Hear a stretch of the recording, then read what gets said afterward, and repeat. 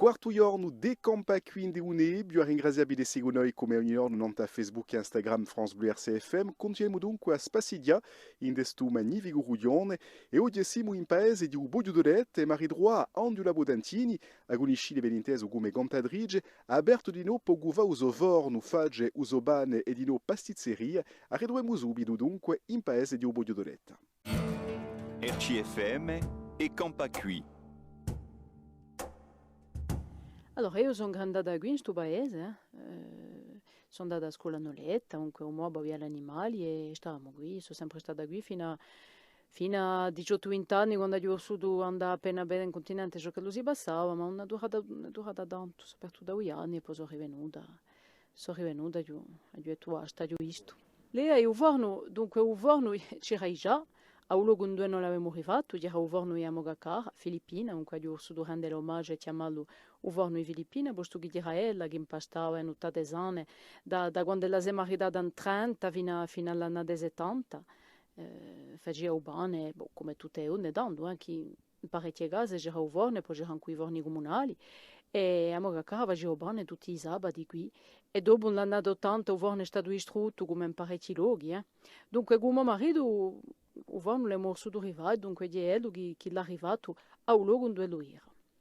Ho fatto una formazione perché per fare questa attività in più che lui aveva un certificato di capacità, un CAP di banatero, perché il bane non si può mica fare di maniera ufficiale se non sa mica ciò che lo vuole. Comunque ho fatto una preparazione in formazione a distanza a una scuola che si chiama l'EISF e poi mi sono presentata a USFA di Voriane un mese di giugno per passare il CAP.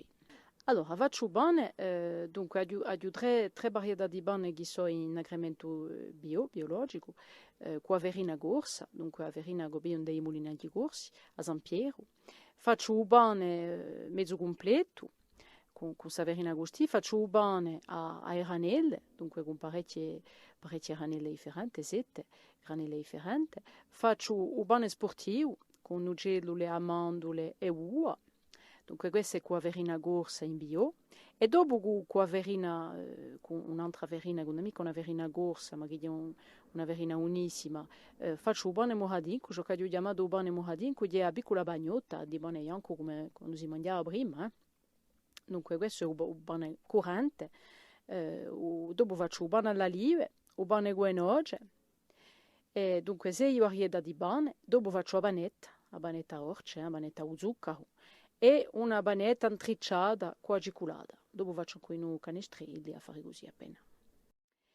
Progetti particolari per la nostra attività, che sarebbe la mia attività principale, da poi più di 20 anni, Uganto, posto che sono intermittente di spettacolo, da poi tutti i anni così.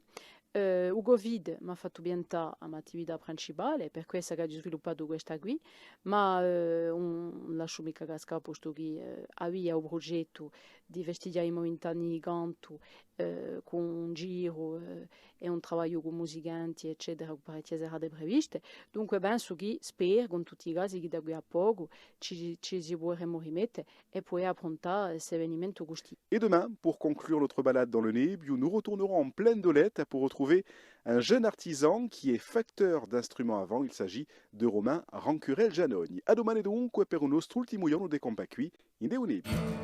RCFM e Campa Qui.